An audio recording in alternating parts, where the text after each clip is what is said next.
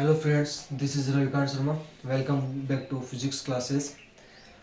अपना जो फिजिक्स का जो टॉपिक चल रहा था 12th क्लास से जो रिलेटेड था इलेक्ट्रोमैग्नेटिक इंडक्शन, उसमें अपन ने ईएमएफ निकाल रहे थे। ईएमएफ किससे रिलेटेड? लास्ट जो निकाला था अपन ने, रेक्टेंगुलर कोइल यदि रोटेट कर रही है ओमेगा एंगुलर वेलोसिटी से, यदि कोई रेक्टेंगुलर कोइल किसी यूनिफॉर्म मैग्नेटिक फील्ड में रोटेट यदि कर रही है तो इससे रिलेटेड अपन ने ईएमएफ निकाल लिया था। कितना आया था ईएमएफ उससे related? E is equal to E naught sine omega t. और इसी से रिलेटेड अपन ने फ्लक्स भी निकाला था कि जो फ्लक्स होगा वो कितना होगा? Phi is equal to phi note cos omega t. अब यदि इन दोनों से रिलेटेड यदि ग्राफ बनाए किस किस के बेस में, E ओब्लिक फाई और T के साथ, मतलब विथ रिस्पेक्ट टू T, यानी कि जो ईएमएफ है, इंड्यूस्ड ईएमएफ, और जो फ्लक्स अपन ने लिया था, उन दोनों का ग्राफ यदि टी के साथ बनाए तो देखो कैसा ग्राफ बनेगा अपने पास। एक तो ले लिया एक्स एक्सिस, यहाँ पे तो लिया एक्स एक्सिस, और ये वाला ले लिया मैंने वाई एक्सिस। दोनों एक्सिस ले ली मैंने। एक्स एक्सिस पे तो ले लिया टाइम पीरियड टी, जिस पे डिपेंड कर रहा है, क्योंकि यहाँ पे जो इंड्यूस्ड ईएमएफ है वो टाइम टी पे डिपेंड कर रहा है, और फ्लक्स जो है मैग्नेटिक फ्लक्स है वो भी किस पे डिपेंड कर रहा है? टाइम टी पे। तो एक्स एक्सिस पे मैंने टाइम टी ले लिया। ऐसे ही जो वाई एक्सिस है, वाई एक्सिस पे अपन को ग्राफ ई इंड्यूस्ड ईएमएफ और फ्लक्स फाई का टी के साथ बनाना है, तो वाई एक्सिस पे इस साइड में ई एंड फाई दोनों ले लिए। अब इन दोनों का यदि ग्राफ यदि बनाएंगे अपन, तो ग्राफ सबसे पहले इसका देख लें, ऊपर वाले का E is equal to E naught sine omega T, यानी इंड्यूस्ड ईएमएफ का यदि ग्राफ बनाए टाइम टी के साथ, तो देखो कैसे बनेगा। सबसे पहले टी को डिवाइड कर दे, यहाँ पे 0 ले लिया, इसमें ये t/4, ये t/2, then 3t/4, then t। Complete cycle के लिए यदि करें, कंप्लीट साइकिल का मतलब वन टाइम पीरियड t में वो जो ग्राफ बनेगा वो देखना अपन को। तो देखो यहाँ पे सबसे पहले रखेंगे E इज इक्वल टू, ये टेबल इसकी यदि बनाए, टेबल यदि E की यदि टेबल बनाए, तो पहले ऊपर तो लिख दिया T और नीचे इसमें E लिखा है। तो सबसे पहले यदि T इज इक्वल टू 0 रखें, small t is equal to क्या रखें? 0 रखें, तो E का जो बनेगा, E की यहाँ पे 0 रखा तो साइन 0 की जो वैल्यू कितनी हो? 0 हो जाएगी। E नोट को यदि 0 से मल्टीप्लाई करेंगे तो कितना है? 0 आ जाएगा। ठीक है। ऐसे जो नेक्स्ट वाला है वो स्मॉल t की जगह अपन को कैपिटल T/2 रखना है, तो देखो इसमें कैसे रखेंगे। E is equal to E naught sine omega t की जगह अपन ने रख दिया कैपिटल T/4। ये रखना है पहले कैपिटल T/4। अब यहाँ पे ओमेगा जो है, ओमेगा एंगुलर वेलोसिटी अपन को पता है, यदि टाइम पीरियड की फॉर्म में लिखें तो 2π/t होता हो। t से t कैंसिल आउट, 2 का 4 में डिवाइड देंगे तो कितना बचेगा? π/2। अब अपन को पता है साइन पाई, बचा क्या है? E is equal to E naught sine π/2। Sine π/2 की जो वैल्यू होगी कितनी होगी? 1। यहाँ पे मान लेते हैं ये वाली वैल्यू है ई नोट, और जो फ्लक्स की वैल्यू होगी इससे कम ही होगी, फाई नोट। यानी जो ई की जो मैक्सिमम वैल्यू हो तो मानी ई नोट, और जो फ्लक्स है उसकी मैक्सिमम वैल्यू मानी अपन ने फाई नोट। ऐसे नेगेटिव में मान के चल लेते हैं, यहाँ पे माइनस फाई नोट, और इधर कितना हो जाएगा? माइनस का ई नोट हो जाएगा। ठीक है। तो इसमें आप आगे जब देखें साइन π/2, जब यानी t/4 रखा है स्मॉल t की जगह, तब अपने पास जो वैल्यू आई है वो कितनी आएगी? E is equal to E naught, यानी कि जब स्मॉल t की वैल्यू t/4 रखेंगे तो यानी इसकी मैक्सिमम वैल्यू आ जाएगी ई नोट। यहाँ पे देखो अब कैसे बनाना ग्राफ। t/4 पे ई नोट यहाँ पे आएगा, यानी इसको जब मिलाएंगे तो ये वाला ऐसे बन जाएगा, यानी मैक्सिमम वैल्यू आ जाएगी। फिर t/2 पे देखें, small t is equal to t/2 पे यदि देखें तो E is equal to E naught, E is equal to E naught sine omega, omega की जगह कितना रखना है? 2π/t, 2π/t रखा। देन अपन स्मॉल t की जगह क्या रख रहे हैं? कैपिटल T/2 रख रहे हैं। कैपिटल T/2 रखेंगे तो T से T कैंसिल, 2 से 2 कैंसिल, अपने पास आएगा क्या? इंड्यूस्ड ईएमएफ की वैल्यू कितनी आ जाएगी? E naught sine pi. Sine pi की वैल्यू ध्यान रखना, याद करने का तरीका क्या? साइन और कोस में टू थिंग्स ध्यान रखना, एक तो 0 डिग्री यहाँ पे होगा, यहाँ पे π/2, या फिर 90 डिग्री ले सकते हो। π/2 या 90 डिग्री बोलेंगे, या फिर इसको यहाँ पे बोले 180 डिग्री या फिर पाई, और इधर जो रहेगा वो रहेगा 270 डिग्री, और इसको बोलेंगे 3 पाई अपॉन में 2, और लास्ट वाला ये कितना हो जाएगा 2 पाई हो जाएगा। साइन 0 0 होता है, साइन पाई बाय 2 1 होता है, साइन 180 डिग्री, अब इसका अपोजिट मतलब यहाँ पे 0 है तो यहाँ पे भी कितना 0 होगा। फिर साइन पाई बाय 2 पे वैल्यू कितनी होती है 1 होती है, इसका अपोजिट नेगेटिव में कितना हो जाएगा -1 हो जाएगा, तो ये 1 ये -1। ऐसे ही कोस के लिए करना है, कोस 0 की वैल्यू कितनी होती है यहाँ पे 1 होती है, कोस पाई बाय 2 की वैल्यू 0 हो जाएगी। देन कोस 180 डिग्री, कोस 180 डिग्री कितना होता है, ये यहाँ पे 1 है तो यहाँ पे कितना आ जाएगा -1। Then cos 3/2, cos pi by 2 की वैल्यू 0 है तो ये कितने 0 हो जाएगी, और कोस 0 की वैल्यू 1 है, कोस 2 पाई की वैल्यू भी कितनी 1 ही होगी। तो यहाँ पे जब साइन पाई यदि देखें तो कितना आ जाएगा, साइन 0 की वैल्यू 0, तो ऐसे ही यहाँ पे कितना आ जाएगा 0 हो जाएगा, किस पे t/2 पे, t/2 पे e की वैल्यू आ गई 0। देन नेक्स्ट वाला अपन को निकालना है small t is equal to 3t/4 पे, small t is equal to 3t/4 पे जब निकालेंगे तो e is equal to e naught sine omega, omega की जगह कितना रखना है 2 पाई अपॉन में t, 2 पाई अपॉन में t, और स्मॉल t की जगह है वो कितना रखना है 3t अपॉन में 4, t से t कैंसिल, 2 का 4 में डिवाइड दोगे तो कितना आएगा 2 आ जाएगा। अपने पास बचेगा क्या only e is equal to e naught sine 3 pi upon में 2।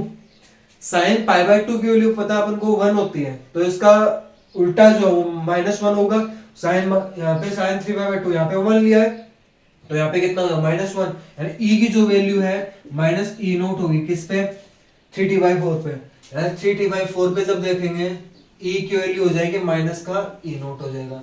नेक्स्ट जो देखें लास्ट वाला जो दे रखा है small t is equal to capital T पे, small t is equal to capital T पे देखें तो e is equal to e naught sine omega की जगह कितना रखना है 2 पाई अपॉन में t into small t, small t की जगह कितना रख दो कैपिटल T, कैपिटल T से कैपिटल T कैंसिल आउट, तो e की जो वैल्यू कितनी आ जाएगी e naught sign 2 pi sine 2 पाई की वैल्यू कितनी होती है 0, साइन 2 पाई साइन 0 की वैल्यू 0, साइन 2 पाई की वैल्यू भी कितनी हो 0 हो जाएगी, तो यहाँ पे e की वैल्यू कितनी आ जाएगी 0 हो जाएगी, तो क्या कर दो यहाँ पे 0, किस पे t पे 0। तो इससे रिलेटेड जब ग्राफ यदि बनाएंगे तो अपना ग्राफ क्या बन जाएगा,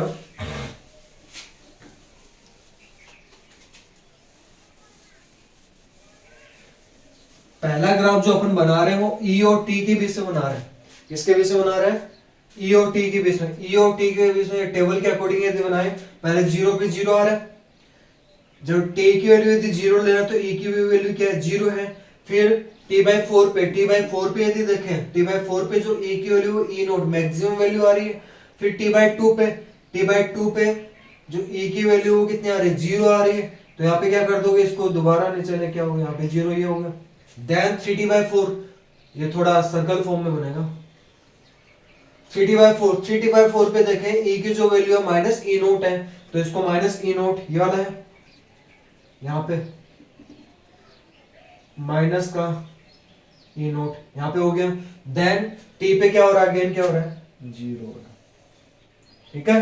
तो यहाँ हमेशा ध्यान रखना है e का जो ग्राफ बन रहा है वो साइन फॉर्म में बन रहा है, यानी इंड्यूस्ड ईएमएफ वो साइन की फॉर्म में है, यानी पर यूनिट टाइम में वैल्यू क्या हो रही है इसकी चेंज हो रही है, कांस्टेंट नहीं है। ऐसे जब फाई का जब ग्राफ बनाएंगे तो इसमें भी देख लो क्या होगा, इसमें जब ग्राफ बनाएंगे तो इस वाले का ग्राफ देखो कैसे बनेगा, पहले small t is equal to 0 पर देखें, इसमें चेंज कर देते हैं, यहाँ पे e की जगह क्या करना है या फिर पूरा राइट कर दें, t is equal to 0, small t is equal to 0 पे देखें तो फाई की वैल्यू कितनी होगी, phi is equal to phi note cos 0 cos omega 2 pi upon t रखो, omega 2 pi upon t capital T, और स्मॉल t की जगह कितना रखना है स्टार्टिंग में 0, अब यहाँ पे 2 पाई अपॉन t इंटू 0 कितना होगा 0 हो जाएगा। कोस 0 की जो वैल्यू होती है कितनी होती है 1 होती है, कोस 0 की वैल्यू यदि 1 है तो फाई इज इक्वल टू कितना हो जाएगा ओनली कितना हो जाएगा फाई नोट, यानी 0 पे फाई की जो वैल्यू मैक्सिमम हमारी कितनी फाई नोट,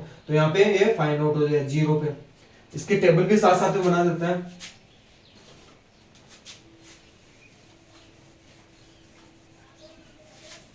इंड्यूस्ड ईएमएफ की तो बना लिया अपन ने, जो ग्राफ है वो बना लिया। ऐसे ही जब फाई और टी के बीच में ग्राफ बनेगा उसके लिए टेबल जो बनेगी वो देखो आप, पहले देखे इसमें स्मॉल टी की वैल्यू और यहाँ पे क्या लिख दिया मैंने फाइव की वैल्यूज। जीरो पे तो कितना आ रहा है फाइव नोट, मैक्सिमम वैल्यू आ रही है फाइव की। ऐसे ही जब T is equal to next वाली वैल्यू क्या रख रहे हैं अपन, capital T by four. Capital T by four जब पुट करेंगे तो five is equal to five note cos small T. पहले कोस ओमेगा दे रखा, ओमेगा की जगह कितना रखेंगे two pi upon capital T into में स्मॉल टी की जगह कितना रखोगे capital T by four. T से टी कैंसिल आउट, टू का फोर में डिवाइड दोगे तो कितना आ जाएगा टी बाई टू। तो five is equal to five note cos pi upon में टू, कोस पाई अपॉन में टू। अब कोस पाई अपॉन में टू, कोस जीरो की value one, cos pi by two की वैल्यू जीरो। तो यहाँ पे क्या हो जाएगा फाइव इज इक्वल टू कितना आ जाएगा जीरो। यानी जब T value T by four रख रहे हो, टी बाई फोर रख रहे हो तो फाइव की वैल्यू क्या आ रही है जीरो आ रही है। नेक्स्ट कौन सा निकालना है टी बाई टू पे, small T is equal to capital T by two पे यदि निकालोगे तो फाइव जो है क्या करेगा five note cos omega T. तो five is equal to five note cos omega की जो वैल्यू कितनी है टू पाई अपॉन में कैपिटल टी, ओमेगा की जगह टू पाई अपॉन में कैपिटल टी रखा है, स्मॉल टी रखना है। स्मॉल टी कितना रखोगे कैपिटल टी अपॉन में टू, टी से टी कैंसिल, टू से टू कैंसिल, यानी फाइव इज इक्वल टू अपने पास आ गया फाइव नोट ओनली बचेगा क्या कोस पाई। अब कोस पाई सेकंड क्वाड्रेंट में आ रहा है, सेकंड क्वाड्रेंट में जो है हमेशा क्या साइन और कोसेक पॉजिटिव होते हैं, अदर सेवन वैल्यूज क्या होते हैं नेगेटिव होते हैं। तो कोस जीरो की वैल्यू वन होती है तो कोस पाई की वैल्यू क्या माइनस वन हो जाएगी। यहाँ फाइव इज इक्वल टू कितना रख दोगे माइनस का फाइव नोट। तो यहाँ पे टी बाई टू पे जो वैल्यू आएगी वो कितनी आएगी माइनस का फाइव नोट। नेक्स्ट जो है वो कितना दे रहा है T is equal to, next किसे फाइंड आउट करना है थ्री टी बाई फोर पे। थ्री टी बाई फोर पे जब निकालोगे तो five is equal to five note cos omega की जगह कितना रखना है, अपने पास फॉर्मूला ही है ना कोस ओमेगा, ओमेगा की जगह टू पाई अपॉन में कैपिटल टी, स्मॉल टी की जगह कितना रखोगे स्मॉल टी की जगह कैपिटल टी, कैपिटल टी से capital T cancel out, cos two pi, cos two pi की वैल्यू कोस जीरो की जो वैल्यू होगी किसकी होगी कोस टू पाई की। तो कोस टू पाई की वैल्यू कितनी हो जाएगी वन। तो यहाँ पे कितना हो जाएगा three T by four minus five naught. हाँ तो यहाँ पे कितना हो जाएगा five is equal to cos two pi, सही लिखा है मैंने।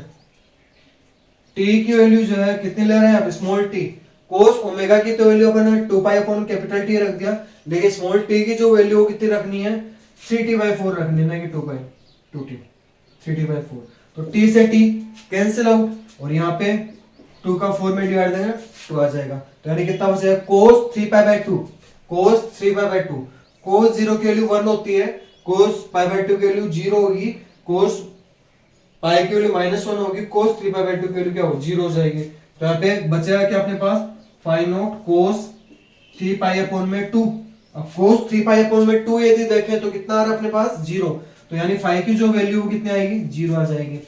कहाँ पे कितने पे थ्री टी अपॉन में फोर पे जो फाइव की जो वैल्यू कितनी आ जाएगी जीरो आ जाएगी। नेक्स्ट जो देखे अपन small T is equal to capital T रखें तो स्मॉल टी की जगह कैपिटल टी रखोगे तो five is equal to five note cos omega की जगह टू पाई अपॉन में कैपिटल टी और स्मॉल टी की जगह कितना रख रहे हैं लास्ट वाला कैपिटल टी रख रहे हैं, कैपिटल टी रख रहे हैं तो कितना हो जाएगा टी से टी कैंसिल यानी कितना बचेगा five is equal to five note cos two pi. अब कोस टू पाई देखना है रोटेट करके यहाँ पे जीरो पे आएगा, कोस जीरो की वैल्यू पता है अपन को कितनी होती है वन होती है, तो कोस टू पाई की वैल्यू भी कितनी होगी वन, यानी अपने पास बचेगा क्या फाइव इज इक्वल टू कितना बच जाएगा फाइव नोट बच जाएगा।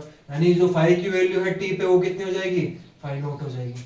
ठीक है, अब इससे रिलेटेड जब ग्राफ बनाएंगे तो ग्राफ कैसे बन जाएगा देखो इसमें टेबल में देखो जीरो पे फाइव की वैल्यू फाइव नोट है, जीरो पे फाइव की वैल्यू फाइव नोट है, यहाँ पे आ गया फर्स्ट वाला पॉइंट यहाँ पे होगा। सेकंड टी बाई फोर पे फाइव की वैल्यू जीरो आ रही है, यानी ये वाला ग्राफ हो तो ये ई का किसका इंड्यूस्ड ईएमएफ का। अब इस सेकंड फाइव वाले ग्राफ को मैं डॉटेड लाइन से रिप्रेजेंट कर रहा हूँ, यहाँ पे डॉटेड लाइन से रिप्रेजेंट कर दिया। Okay then T by two पे देखना है, टी बाई फोर पे हो गया, टी बाई टू पे फाइव की जो वैल्यू माइनस फाइव नोट ये वाला है कहाँ कितने पे टी बाई टू पे, तो इसको इससे मीट करवा दें। फिर यहाँ पे हो गया then three T by four पे अगेन क्या हो रहा है फाइव की वैल्यू जीरो आ रही है, थ्री टी बाई फोर पे यहाँ पे होगा तो इसको इससे मीट करवा देंगे। देन टी पे, कैपिटल टी पे फाइव की वैल्यू फाइंड आउट, फाइव की जो मैक्सिमम वैल्यू उस पे आ रही है, तो यहाँ पे इसको आगे जब लेके जाएंगे यहाँ पे ये फाइंड आउट हो जाएगा, यानी इसको इस फॉर्म में, ठीक है। ये आ गया फाइव और ई का, यानी जो मैग्नेटिक फ्लक्स अपन ने लिया है, मैग्नेटिक फ्लक्स का टाइम टी की रेस्पेक्ट में और टाइम टी के साथ और इंड्यूस्ड ईएमएफ का टाइम टी के साथ जो ग्राफ बनेगा, दोनों जो ग्राफ है वो अब मैंने यहाँ पे शो कर दिया, देख लिया अपन ने यहाँ पे, ये दोनों ग्राफ हो गए। आगे भी कर सकते हो, 3t/2 पे लेना, 3t/2, टी में हाफ जोड़ देंगे तो या 3t/4 हो गया, टी में t/4 है ना, 5t/4 पे भी निकाल सकते हैं, आगे ऐसे ही निकलते हैं, लेकिन ग्राफ जो है ऐसे बनेगा। अपने पास देखो यहाँ पे ई का जो ग्राफ बन रहा है, इंड्यूस्ड ईएमएफ का जो ग्राफ बन रहा है वो एक साइन कर्व में बन रहा है। साइन कर्व का मतलब क्या है, पर यूनिट टाइम में जो इंड्यूस्ड ईएमएफ वो चेंज हो रहा है। अब यदि जो अपन ने रेक्टेंगुलर कॉइल जो रोटेट हो रही थी उससे रिलेटेड रेजिस्टेंस यदि निकालें, तो रेजिस्टेंस कितना मान लेता है, कैपिटल आर यदि मान लें तो कितना होगा, करंट जो होगा, इंड्यूस्ड करंट होगा वो कितना हो जाएगा, ई अपॉन में कैपिटल आर, ई अपॉन में कैपिटल आर।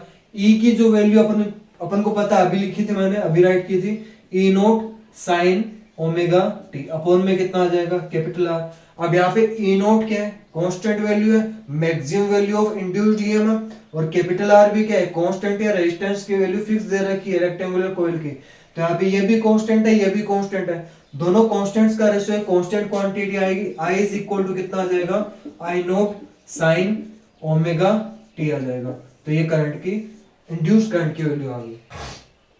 तो ध्यान रखना यहाँ पे जो कर्व आ रहा है वो साइन की फॉर्म में आ रहा है, पर यूनिट टाइम में क्या हो रहा है, करंट की वैल्यू ये भी साइन की फॉर्म में ना, I is equal to I naught sine, यानी ये कर्व भी, आई का भी यही कर्व बनेगा, I is equal to I naught sine omega T, यानी ये भी किसका बनेगा, आई का ही बनेगा। इंड्यूस्ड ईएमएफ और इंड्यूस्ड करंट का दोनों का ग्राफ यही बनेगा, डिफरेंट किसका बनेगा, मैग्नेटिक फ्लक्स का बनेगा कॉस के फॉर्म में। तो यहाँ पे देखो ये साइन की फॉर्म में आ रहा है, यानी पर यूनिट टाइम में जो करंट की, इंड्यूस्ड करंट और जो इंड्यूस्ड ईएमएफ दोनों की वैल्यू चेंज हो रही है। तो इस कंडीशन में टू टाइप्स के होते हैं करंट, एक तो होता है अल्टरनेट करंट और या फिर अल्टरनेट वोल्टेज, ऐसे ही होता है। सेकंड जो होता है वो होगा direct current, direct voltage. Alternate current कौन सा, जो चेंज होता रहे, तो यानी ये दोनों जो है वो क्या है, अल्टरनेट करंट, अल्टरनेट करंट आगे पढ़ेंगे, अभी अब अपने आएगा नेक्स्ट जो टॉपिक है वो अल्टरनेट करंट से रिलेटेड, अल्टरनेट करंट और वोल्टेज, अल्टरनेट करंट और वोल्टेज।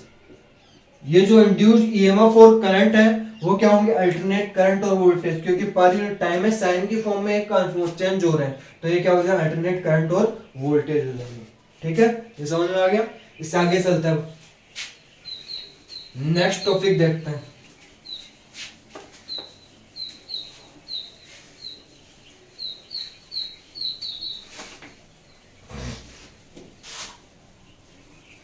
नेक्स्ट जो टॉपिक है आपका वो है एडी करंट,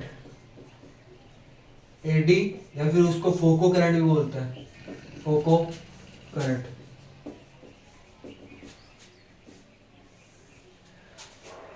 एडी करंट या फोको करंट कौन से होंगे, वो एक एग्जांपल के थ्रू आपको एक्सप्लेन कर रहा हूँ। एडी करंट कौन से होते हैं, यदि कोई वाटर मतलब तालाब दे, पौंड यहाँ पे है, पौंड है यानी स्टेबल वाटर है, यानी मूव नहीं कर रहा है, यदि उसमें अपन पत्थर जब फेंकते हैं, पत्थर जब फेंकेंगे तो पत्थर जब नीचे की साइड में जाएगा तो वहां पे क्या बनेंगे, सर्कुलर फॉर्म में क्या बन जाएंगे, ये पत्थर यदि डाला है वाटर में तो उसके चारों तरफ सर्कुलर फॉर्म में क्या बनेंगी, वेव्स बनेंगी।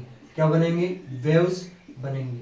सेम प्रोसेस करंट के लिए, यदि अपन कोई भी कोयल दे रखी है, कोई भी कोयल है, उसके फ्लक्स में यदि चेंज कर रहे हैं, फ्लक्स में यदि चेंज, साथ में कोयल क्या होना चाहिए, कौन से सर्किट में होनी चाहिए, क्लोज सर्किट में यदि दे रखी है, तो इस कंडीशन में जो करंट होगा उसे क्या बोलेंगे, इंड्यूस्ड करंट। अब इंड्यूस्ड करने से क्लोज्ड पथ की फॉर्म में क्या करेगा, वो मूव करेगा, तो इसे क्या बोलेंगे, एडी करंट बोलेंगे। और ये एडी करंट की डेफिनेशन जो है वो किसने दी थी, फोको साइंटिस्ट ने दी थी, फोको साइंटिस्ट। तो इसका नाम क्या बोलते हैं, फोको करंट बोलते हैं। एग्जांपल के थ्रू अपन एक्सप्लेन करते हैं, जैसे यहाँ पे क्या दे दिया, परपेंडिकुलर डाउनवर्ड डायरेक्शन में मैग्नेटिक फील्ड इंटेंसिटी है, perpendicular inside of, perpendicular inside में क्या ले लिया अपन ने, यहाँ पे करंट जो मैग्नेटिक फील्ड इंटेंसिटी है उसको ले लिया। अब क्या मान रहे हैं, यहाँ पे कोई रेक्टेंगुलर कोइल है, रेक्टेंगुलर कोइल है, इसमें क्या कर रहे हैं, इसको बाहर लेके जा रहे हैं। कहां पे बाहर लेके जा रहे हैं, इस साइड में लेके जा रहे हैं। जब ये रेक्टेंगुलर कोइल है उसको जब मैग्नेटिक फील्ड से बाहर लेके जा रहे हैं तो क्या होगा, इसमें इस वाले एरिया में धीरे धीरे क्या होगा, मैग्नेटिक फ्लक्स क्या होगा, कम होगा, डिक्रीज ही तो होगा।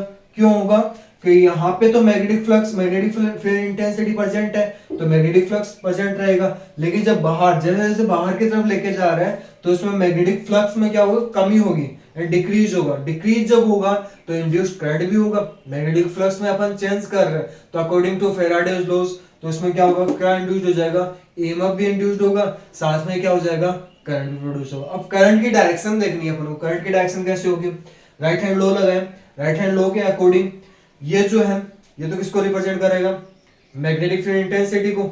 ये जो है, जो कंडक्टर अपन ले रहे हैं उसके मोशन को यानी वेलोसिटी को रिप्रेजेंट करेगा, और जो सेकंड जो फिंगर है वो किसको रिप्रेजेंट करेगी, करंट की डायरेक्शन को रिप्रेजेंट करेगी। तो यहाँ पे देखो थंब है, वो जो कंडक्टर है उसके वेलोसिटी v को रिप्रेजेंट कर रहा है। जो फर्स्ट फिंगर है, फर्स्ट फिंगर किसको रिप्रेजेंट करेगी, मैग्नेटिक फील्ड इंटेंसिटी डायरेक्शन को। और जो मिडिल फिंगर है, जिसको सेकंड फिंगर बोल दो, सेकंड फिंगर है वो किसको रिप्रेजेंट कर, करंट की डायरेक्शन को। Magnetic field intensity, velocity v को, करंट की डायरेक्शन को। तो देखो इसके अकॉर्डिंग यदि चलें, ये first finger magnetic field intensity inside में, जो बोर्ड है उसके इनसाइड में, और थंब जो वो किसको रिप्रेजेंट कर रहा है, कंडक्टर की वेलोसिटी इस डायरेक्शन में जा रहा है तो करंट क्या होगा, इस डायरेक्शन में जाएगा यहाँ पे। यानी कि करंट की डायरेक्शन क्या हो जाएगी, क्लॉकवाइज होगी। इस कंडीशन में क्या बनेगी, क्लॉकवाइज डायरेक्शन बनेगी। तो ये क्लोज पथ बना रहा है कि नहीं बना रहा, क्लोज पथ बन रहा है कि नहीं बन रहा, ऐसा पथ बन रहा है कि नहीं बन रहा। तो इसी करंट को क्या बोलेंगे, एडी करंट या फिर फोको करंट बोलते हैं इसको। क्या बोलेंगे, एडी करंट या फिर फोको करंट। फोको करंट्स कौन से होते हैं, वो करंट जिनमें क्या होता है, यदि फ्लक्स में यदि चेंज करवाएं तो करंट की डायरेक्शन फिक्स हो जाएगी, उसे क्या बोलेंगे, एडी करंट। यानी क्लोज पथ में जो करंट मूव करता है उसे एडी करंट बोलेंगे। लेकिन उसमें कंडीशन क्या है कि जो फ्लक्स है उसमें चेंज होना चाहिए, चाहे डिक्रीज करो चाहे इंक्रीज करो। इसका अपोजिट कर दें, यदि कोई रेक्टेंगुलर कोई इनसाइड में लेके आए, अंदर के साइड में लेके आए, तो उसमें करंट की डायरेक्शन चेंज हो जाएगी। करंट की डायरेक्शन यहाँ पे क्लॉकवाइज दे रखा था, उस कंडीशन में क्या हो जाएगी, एंटी क्लॉकवाइज बन जाएगी। जैसे ये साइड में था ना तो ये साइड में हो जाएगा, एंटी क्लॉकवाइज डायरेक्शन बन जाएगी। ठीक है, जब इसको अंदर लेके आए, अंदर जब लेके आएंगे तो उस कंडीशन में क्या होगा, मैग्नेटिक फील्ड लाइंस क्या होगी, इंक्रीज होंगी। इंक्रीज होंगी यानी मैग्नेटिक फ्लक्स भी क्या होगा, इंक्रीज हो रहा है। मैग्नेटिक फ्लक्स यदि इंक्रीज हो रहा है तो करंट की डायरेक्शन इसके अपोजिट होगी, क्योंकि यहाँ पे मैग्नेटिक फ्लक्स डिक्रीज हो रहा था और यहाँ पे क्या हो रहा है, इंक्रीज हो रहा है। इंक्रीज हो रहा है तो करंट की डायरेक्शन यहाँ पे एंटी क्लॉकवाइज। ठीक है, ये क्या था, एडी करंट।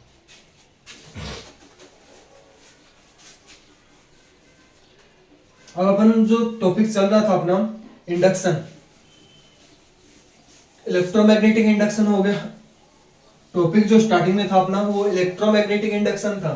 इलेक्ट्रोमैग्नेटिक इंडक्शन अपन कर रहा है, तो यहाँ पे एक वर्ड इंडक्शन, क्या वर्ड है, इंडक्शन।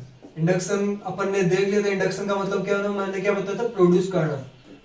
प्रोड्यूस करना कैसे प्रोड्यूस हो रहा था, यदि कोई भी कॉइल है उसके फ्लक्स में यदि चेंज कर रहे हैं, फ्लक्स में यदि चेंज करेंगे तो फैराडे लॉ के अकॉर्डिंग क्या हो जाएगा, उसमें क्या प्रोड्यूस होगा, ईएमएफ प्रोड्यूस होगा या फिर इंड्यूस्ड ईएमएफ बोलेंगे। अब यदि सर्किट यदि क्लोज्ड है तो करंट भी क्या हो जाएगा, उसमें प्रोड्यूस होगा, उसे इंड्यूस्ड करंट बोलेंगे। तो इंडक्शन के टू टाइप्स हैं, एक तो होता है self induction, self induction, second हो गया म्यूचुअल इंडक्शन, म्यूचुअल इंडक्शन। यानी इंडक्शन के टू टाइप्स, एक तो सेल्फ इंडक्शन, सेकंड कौन सा, म्यूचुअल इंडक्शन। तो पहले बात कर लेते हैं सेल्फ इंडक्शन की।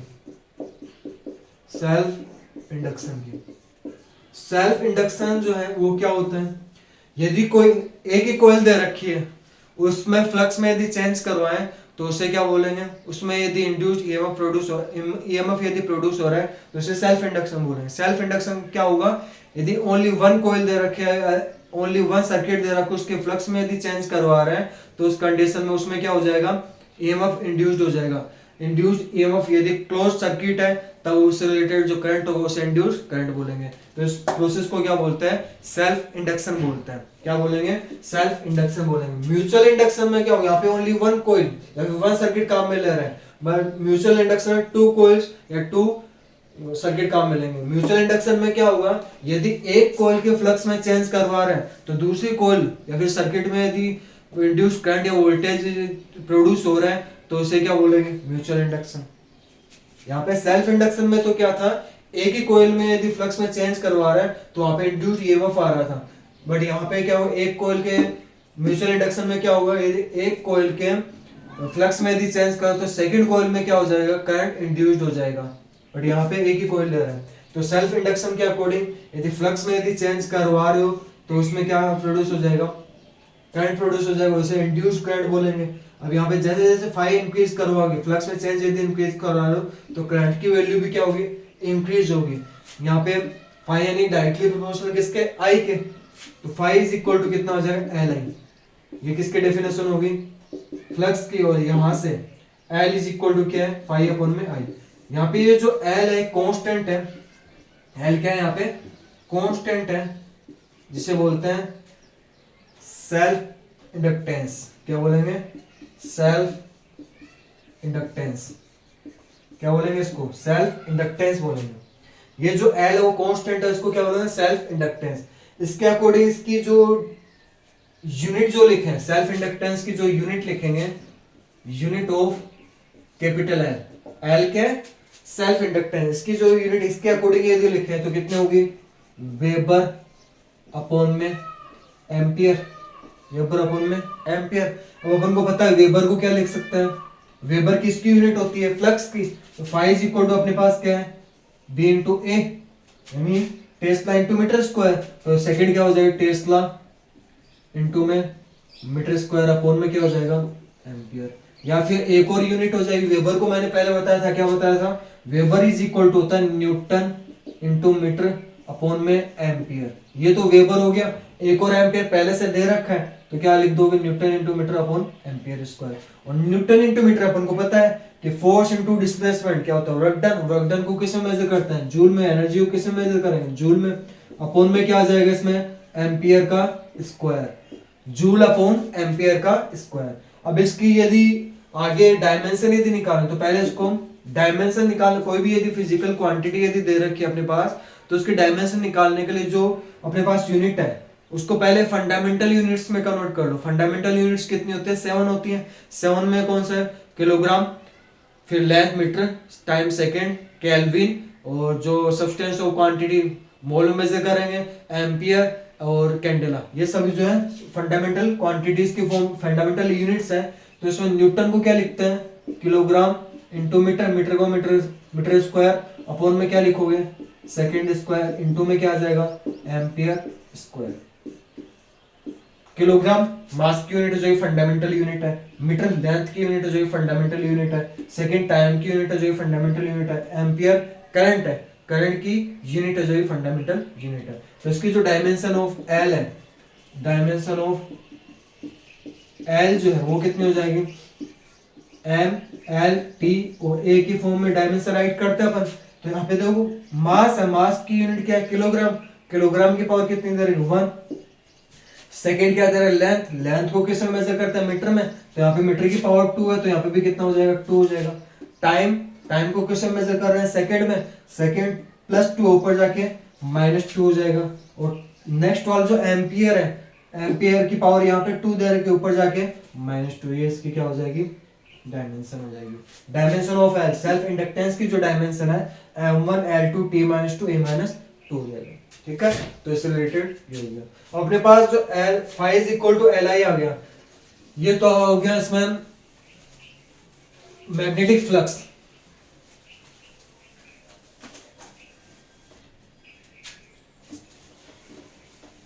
Phi is equal to L I. अब यदि फेराडे का सेकेंड लॉ यदि यहाँ पे लगा, यानी इंड्यूस्ड ईएमएफ यदि निकालना है, सेल्फ इंडक्टेंस से रिलेटेड इंड्यूस्ड ईएमएफ यदि अपन को निकालना है तो वो देखो कैसा निकलेगा।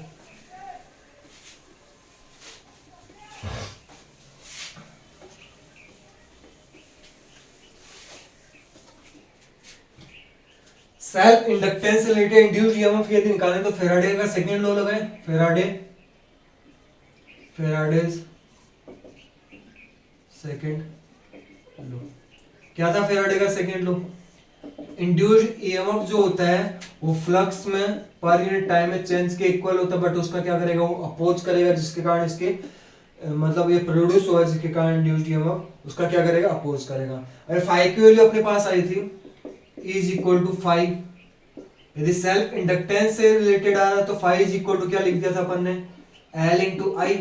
एल तो यहाँ पे सेल्फ इंडक्टेंस है, आई इंड्यूस्ड करंट है, एल यहाँ पे कांस्टेंट वैल्यू है, तो इसको डिफरेंशिएशन के बाहर ले आओ तो इंड्यूस्ड ईएमएफ कितना हो जाएगा, minus L D I upon में dt।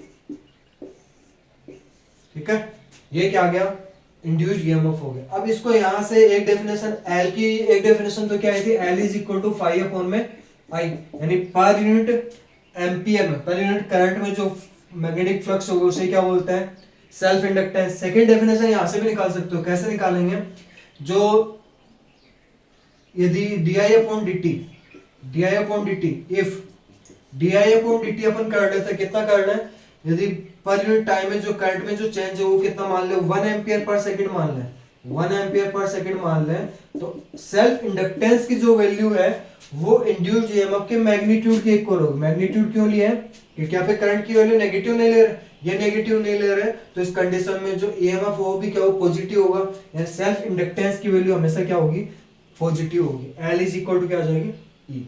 कब होगा, यदि कोई भी कोयल है, कोयल में पर यूनिट टाइम में जो करंट की वैल्यू 1 एम्पीयर पर सेकंड हो, तो उस कंडीशन में सेल्फ इंडक्टेंस जो इंड्यूस्ड ईएमएफ उसके मैग्नीट्यूड के इक्वल हो जाएगा। ठीक है, अब यदि कोई करंट, यदि कोई मान लेते हैं कि अपन को क्या करना है, इसमें नेक्स्ट जो निकालना है,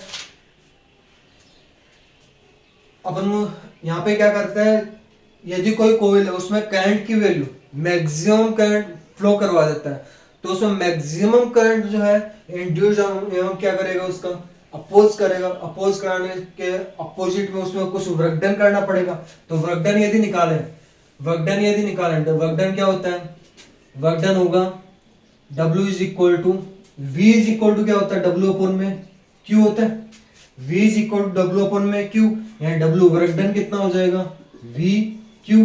अब यहाँ पे V की जगह तो क्या है, वोल्टेज, अप्लाइड वोल्टेज, बट यहाँ पे इंड्यूस्ड ईएमएफ है, तो यहाँ पे V की जगह तो क्या रख दोगे, E, और यहाँ पे Q जो है, Q की जगह क्या रखोगे, I इंटू में dt। यदि स्मॉल टाइम इंटरवल में निकालना है तो क्या हो, dw, इसका जब इंटीग्रेशन जब करोगे तो अपने पास क्या आ जाएगा, ei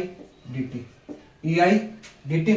यहाँ पे जब वैल्यू रखोगे, अब करंट कहां से, मैक्सिमम वैल्यू अभी देखी थी अपने, कितने ले रहे थे, आई नॉट, मैक्सिमम वैल्यू को, maximum value of current, maximum value of EMF, maximum value of magnetic flux किससे रिप्रेजेंट कर रहे थे, मैक्सिमम वैल्यू ऑफ करंट को आई नॉट से, maximum value of induced EMF को ई नॉट से, और जो मैक्सिमम वैल्यू मैग्नेटिक फ्लक्स है उसको फाई नॉट से रिप्रेजेंट कर रहे थे। तो यहाँ पे जो मैक्सिमम वैल्यू लेके जा रहे हो कहां तक, आई नॉट, और ई की वैल्यू यहां से रख दें, ई की वैल्यू कितनी रखोगे, एल, क्योंकि जो वर्क डन निकालना वो सेल्फ इंडक्टेंस की फॉर्म में निकालना है, ना कि इंड्यूस्ड ईएमएफ की फॉर्म में, तो ई की वैल्यू यदि एल रख दें, तो एल तो कांस्टेंट है, इस पे डिपेंड नहीं करेगा, 0 two I not I dt। अब यहाँ पे आई की जो वैल्यू है, आई डी आई होगा, sorry, L D I upon D T होगा, L D I upon D T. E की जो वैल्यू रखनी है, L D I upon D T रखनी है। यहाँ पे एल ई की जो वैल्यू रखोगे वो रखोगे एल, इसका मैग्नीट्यूड का मिले एल डी आई अपॉन में डी टी, साथ में आई डी टी। ठीक है, तो इसमें आगे जब सोल्व करेंगे इसको,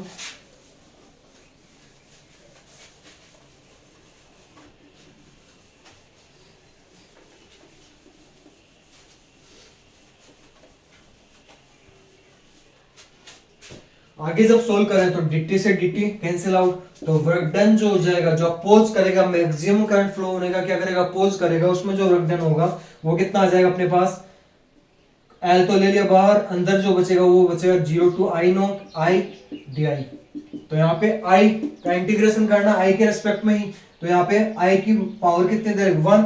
अपने पास जो इंटीग्रेशन का फॉर्मूला होता है वो अक्स की पावर n dx, फॉर्मूला क्या होता है, अक्स की पावर n प्लस 1 अपॉन में n प्लस 1। तो यहाँ पे जब ये अप्लाई करवाएंगे तो वर्क डन जो हो जाएगा वो कितना होगा, L आई की पावर 1 + 1 तो कितना हो जाएगा आई की पावर 2 अपॉन में 2 0 टू आई नोट। ये वैल्यू जब रखेंगे तो अपने पास जो वर्क डन होगा यानी एनर्जी कंजर्व्ड होगी वो कितनी हो जाएगी 1/2 एल तो आ गया बाहर। अंदर क्या बचेगा पहले अपर लिमिट रखनी है आई की जगह अपर लिमिट रखोगे आई नोट स्क्वायर माइनस का क्या लिख दोगे 0। तो यहाँ पे कितना हो जाएगा जो वर्क डन है वो कितना आ जाएगा 1/2 एल आई नोट स्क्वायर। ये आ गया अपना work done in self inductance का जो वर्क डन है वो कितना आ जाएगा। कोई भी इंडक्शन कॉइल यदि दे रखी है उसमें जो वर्क डन या फिर एनर्जी स्टोर्ड भी बोल सकते हैं इसको एनर्जी स्टोर्ड किसमें होगी। कोई भी यदि इंडक्शन कोइल है उसमें जो एनर्जी स्टोर्ड होगी उसका सेल्फ इंडक्टेंस एल और मैक्सिमम करंट यदि आई नोट फ्लो करवा रहे हो तो उस कंडीशन में कितना हो जाएगा 1/2 एल आई नोट स्क्वायर हो गया। ठीक है ये होगा। एक यूनिट और ध्यान रखना उसकी जो सेल्फ इंडक्टेंस अभी लिया था वोल्ट इनटू सेकंड अपॉन में कितना हो जाएगा एम्पियर भी क्या होती है उसकी हेनरी। उसकी यूनिट होती है सेल्फ इंडक्टेंस की और volt into second upon ampere जो मेजर यूनिट होती है मेन जो ऐसा यूनिट होती है सेल्फ इंडक्टेंस की होती है हेनरी। वो क्या होती है हेनरी यानी हेनरी को क्या लिख सकते हो वेबर अपॉन में एम्पियर और वेबर को क्या लिखा था टेस्ला इनटू में मीटर स्क्वायर अपॉन में एम्पियर और क्या लिखा था इसमें वेबर को लिखा था newton into metre upon ampere into ampere तो क्या आ गया था एम्पियर स्क्वायर। ये चीज ध्यान रखना। आगे अपन ने जूल भी लिखा था जूल अपॉन में एम्पियर स्क्वायर। जो ऐसा यूनिट होती है यानी जो सेल्फ इंडक्टेंस है उसको किस में मेजर करता है हेनरी में मेजर करता है। हेनरी वेबर अपॉन एम्पियर होगा वेबर को टेस्ला इनटू मीटर स्क्वायर पर एम्पियर लिख दिया और यहाँ पे वेबर क्या होता है न्यूटन इनटू मीटर पर ampere into ampere square newton into metre क्या होता है जूल अपॉन एम्पियर स्क्वायर। एक और यूनिट होती है हेनरी की volt into second upon ampere. ये किसकी यूनिट है सेल्फ इंडक्टेंस की यूनिट है। तो आगे जब देखें इसमें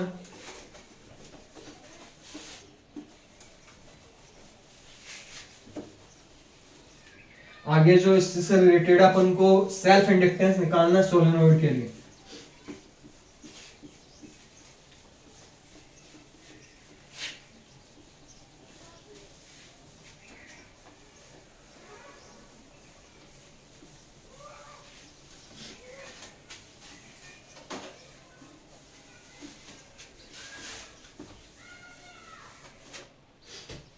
सेल्फ इंडक्टेंस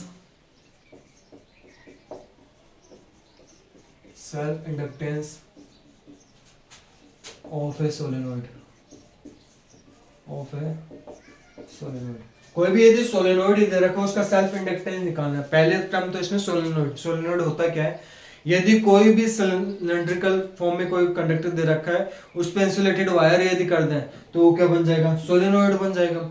अब यदि सोलेनोइड है उसका सेल्फ इंडक्टेंस निकालना है तो सोलेनोइड मान लिया ये वाला मैंने क्या होता सिलिंड्रिकल फॉर्म में कोई भी यदि कंडक्टर उस पर इंसुलेटेड वायर यदि अपन कर दें वायरिंग यदि कर दें तो उसे क्या बोलेंगे सोलेनोइड बोलेंगे। क्या बोल देंगे उसे सोलेनोइड।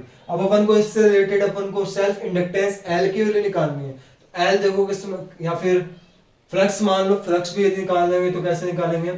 पहली बात तो इसमें मान लेते हैं इसकी टोटल लेंथ वो दे रखी है अपने पास कैपिटल एल दे रखी है या फिर स्मॉल एल मान लो स्मॉल एल मान ली। इसके जो टोटल लेंथ है वो कितनी मान ली स्मॉल एल मान ली और इस स्मॉल एल लेंथ में जो नंबर ऑफ टर्न्स है वायर के वो कितने हैं कैपिटल एन यानी एल लेंथ में जो नंबर ऑफ टर्न्स है वो एन है तो पर यूनिट लेंथ में कितने हो जाएंगे कैपिटल एन अपॉन में small L. Total length small L में जो नंबर ऑफ टर्न्स है वो कितने माने अपन ने कैपिटल एन तो यूनिट लेंथ में जो नंबर ऑफ टर्न्स है वो कितने हो जाएंगे एन अपॉन में स्मॉल एल। अब एन अपॉन स्मॉल एल इसको न्यू क्वांटिटी स्मॉल एन से रिप्रेजेंट कर देता है। तो एक चीज याद ध्यान रखना पहले वाले चैप्टर मतलब पहले वाले टॉपिक से रिलेटेड है यदि कोई भी सोलेनोइड है उसके यदि इनसाइड में मैग्नेटिक फील्ड इंटेंसिटी यदि फाइंड आउट करें तो magnetic field intensity inside of a solenoid यानी कोई भी यदि सोलेनोइड है तो इसका इनसाइड में मैग्नेटिक फील्ड इंटेंसिटी की जो वैल्यू होती है B = μ0 स्मॉल ni। यहाँ पे I तो क्या है जो सोलेनोइड दे रखा है उसमें करंट की वैल्यू है म्यू नोट क्या है, वैल्यू फिक्स होती है म्यू नोट की 4 पाई इंटू 10⁻⁻7, ये वैल्यू कांस्टेंट है। And number of turns in पर unit length, number of turns in पर यूनिट लेंथ में जो स्मॉल एन से रिप्रेजेंट करेंगे। ये कोई भी सोलेनोइड है उससे रिलेटेड मैग्नेटिक, आगे जब ये चैप्टर आएगा सोलेनोइड वाला तो उसमें एक्सप्लेन करेंगे, क्योंकि मैग्नेटिक इंटेंसिटी से रिलेटेड चैप्टर अलग है, तो वहां पे मैं इसको एक्सप्लेन कर दूंगा। तो यहाँ पे देखो B is equal to mu note N I दे रखा है, अपन को निकालना है क्या, self inductance of a solenoid निकालना। तो कैसे निकालेंगे, पहले मैग्नेटिक फ्लक्स यदि निकालना है, फाई इज इक्वल टू क्या होता है, फाई फॉर्मूला क्या होता है अपने पास, B dot A, phi is equal to B dot A. अब ये तो था ओनली वन टर्न के लिए, एन टर्न के लिए यदि देख लें तो देखो इसमें कितना लिख दोगे, एन टर्न्स के लिए, एन टर्न्स के लिए एन से मल्टीप्लाई कर दिया, ओनली वन टर्न था तो कितना होगा, B dot A, dot line लगा, cos जीरो वैल्यू होगी इसमें एरिया ऑफ मैग्नेटिक इंटेंसिटी के बीच में। तो यहाँ पे बी ए काम में लेंगे, एन बी ए, यदि एन कैपिटल एन यहां से रखे तो कितना हो जाएगा, स्मॉल एन एल, तो यहाँ पे फाई जो फ्लक्स हो कितना हो जाएगा, स्मॉल एल बी ए। और बी की जो वैल्यू है मैग्नेटिक इंटेंसिटी जो है सोलेनोइड के इनसाइड में कितनी होती है, म्यू नॉट एन आई, तो वैल्यू जब रखेंगे तो मैग्नेटिक फ्लक्स कितना बन जाएगा, N L mu naught N I A, यानी इसमें वैल्यू जो है फ्लक्स के, मैग्नेटिक फ्लक्स की जो वैल्यू कितनी आ जाएगी, mu naught N square L I A. अब हमको निकालना क्या, सेल्फ इंडक्टेंस निकालना। सेल्फ इंडक्टेंस क्या होता है, फाई अपॉन में आई, पर यूनिट करंट में जो मैग्नेटिक फ्लक्स की जो वैल्यू होगी उसे क्या बोलेंगे, सेल्फ इंडक्टेंस।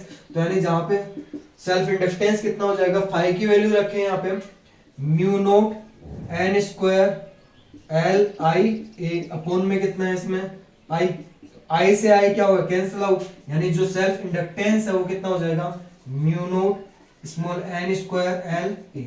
ये तो आ गया पर यूनिट लेंथ पे नंबर ऑफ टर्न्स की फॉर्म में। यदि total number of turns capital N की फॉर्म में यदि वैल्यू निकालनी है तो स्मॉल एन की जगह क्या रखते हैं अपन, कैपिटल एन अपॉन में एल यदि रखें तो जो सेल्फ इंडक्टेंस वो कितना हो जाएगा, म्यू नोट दे रखा है एन स्क्वायर, एन की जो वैल्यू कैपिटल एन अपॉन में स्मॉल एल है, तो यानी कैपिटल एन स्क्वायर अपॉन में क्या लिख दोगे इसमें, एल स्क्वायर, और स्मॉल एल इनटू में क्या आ जाएगा ए, एल से एल कैंसिल हो, यानी जो सेल्फ इंडक्टेंस की जो वैल्यू कितनी आ जाएगी, mu note N A, I भी तो इसमें आई कैंसिल आउट हो गया, mu note N A upon में एल, ये क्या आ गया, सेल्फ इंडक्टेंस की वैल्यू होगी इसमें, mu note N square, capital N square भी तो होगा ए अपॉन में एल। ये तो यदि कोई एयर मीडियम दे रखा तब अपन को पता है यदि जो परमिएबिलिटी होती है वो एयर के लिए परमिएबिलिटी और रिलेटिव परमिएबिलिटी का प्रोडक्ट होता है। एयर के लिए रिलेटिव परमिएबिलिटी की वैल्यू 1 होती है तो एयर के लिए फॉर्मूला काम में लगेंगे, लेकिन अगर यदि अदर कोई मीडियम दे रखा है तो म्यू की जगह mu naught mu R capital N square A upon में एल आ जाएगा। ये आ गया self inductance of a solenoid, तो ये ध्यान रखना, ठीक है, समझ में आ गया। आगे चलता है, अब इससे रिलेटेड 2-3 न्यूमेरिकल्स वो करते हैं।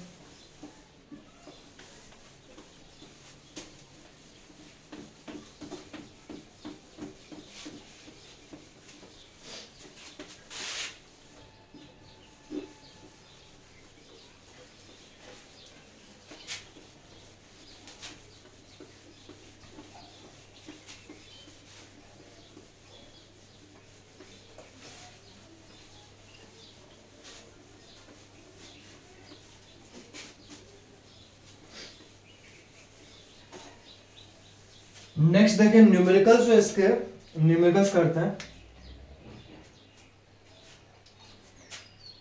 क्वेश्चन देखो, फर्स्ट क्वेश्चन जो आपका, current I is equal to 4 sin t square ampere will be increases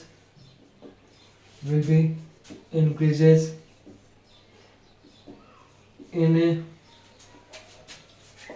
coil of self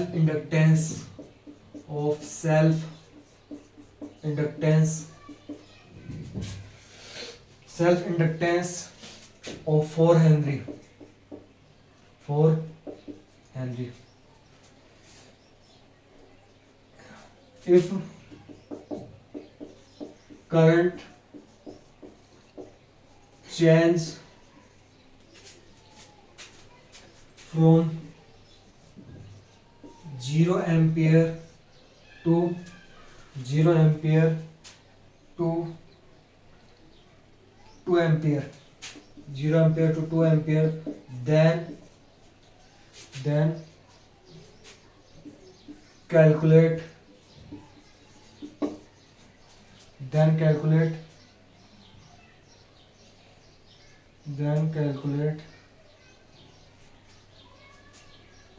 energy loss in given time interval.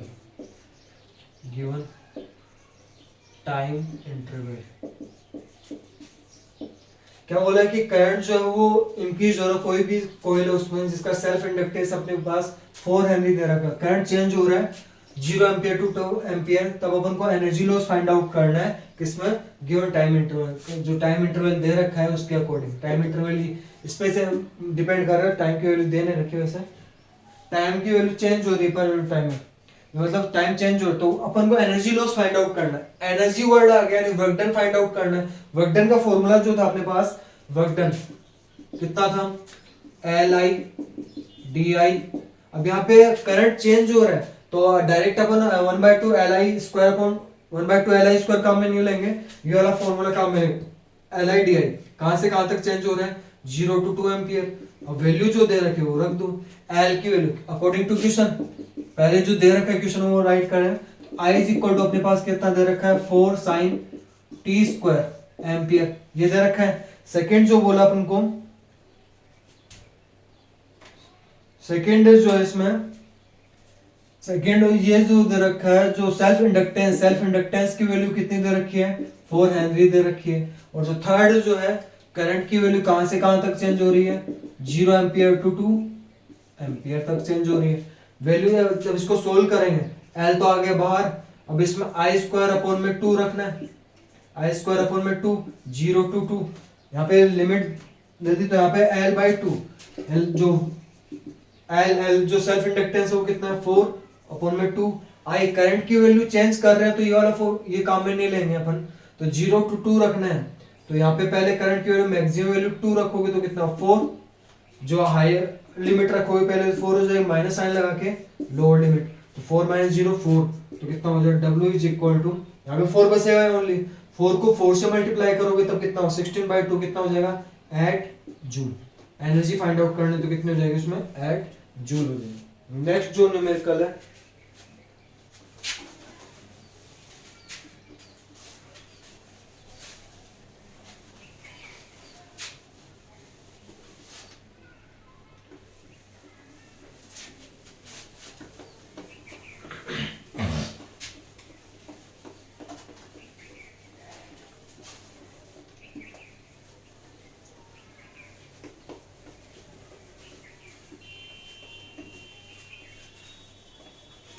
Next numerical यदि देखें, नेक्स्ट न्यूमेरिकल क्या दे रखा है,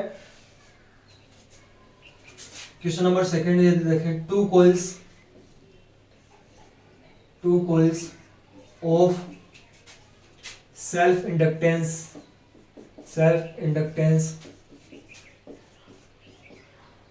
L1 इज इक्वल टू, एक का तो दे रखा है 4 मिली हेनरी, और सेकंड का जो दे रखा है self inductance L2 is equal to, वो दे रखा है 2 मिली हेनरी, 2 मिली हेनरी। आगे क्या बोला है इसमें, if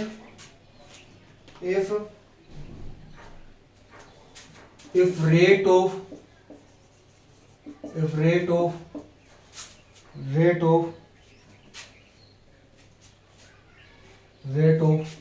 current increase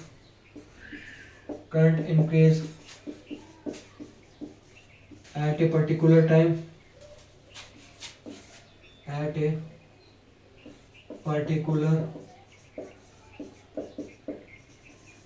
and current increase at a particular time and rate of work done rate of work done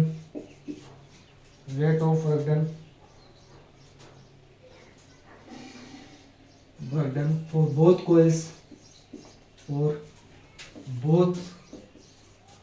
coils are same, then अपन को क्या करना है, संगरी मतलब उसमें मैग्नेटिक पोटेंशियल एनर्जी का रेशियो फाइंड आउट करना है। Then calculate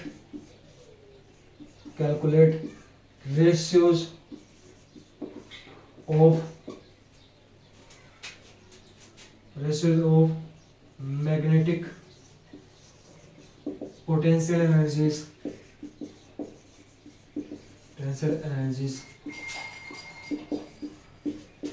in both coils।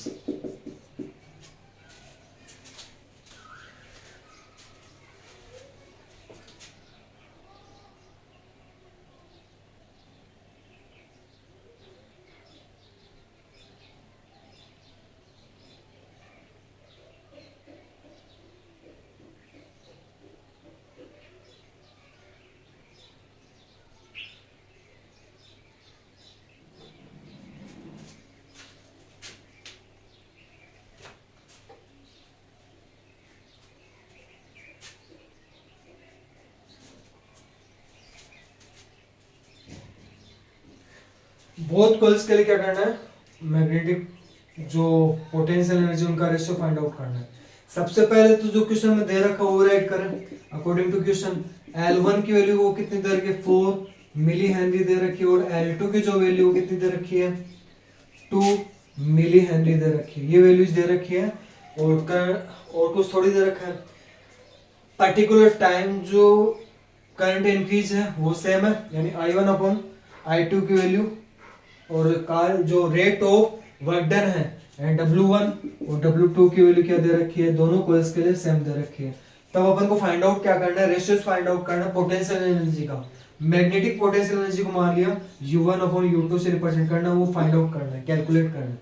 तो अपने पास देखो ये पोटेंशियल एनर्जी यानी कि work done in induction coils दे रखे, इंडक्टेंस दे रखा, तो इंडक्शन कॉइल्स दे रखे हैं। अपने पास फॉर्मूला क्या था, 1/2 L1 I1 का स्क्वायर। फर्स्ट वाली कॉइल के लिए जो पोटेंशियल एनर्जी ये हो गई, सेकंड जो दे रखा है 1/2 L2 I2 स्क्वायर, ये हो गया। अब यहाँ पे अपन को L1 L2 की वैल्यू दे रखी है, करंट की वैल्यू नहीं दे रखी, तो 1/2 से 1/2 कैंसिल आउट, यानी U1 अपॉन U2 की जो वैल्यू वो कितनी आ गई, L1 अपॉन L2 इंटू में I1 अपॉन I2 का whole square, I1 upon I2 का होल स्क्वायर लिख सकते हैं। अब यहाँ से इसको रिमूव करना है। एक कंडीशन दे रखी कि वर्क डन जो दोनों का सेम है। वर्क डन क्या होता है, inductance self inductance into voltage into में current, E1 I1 is equal to E2 I2, ये है ना, E2 I2।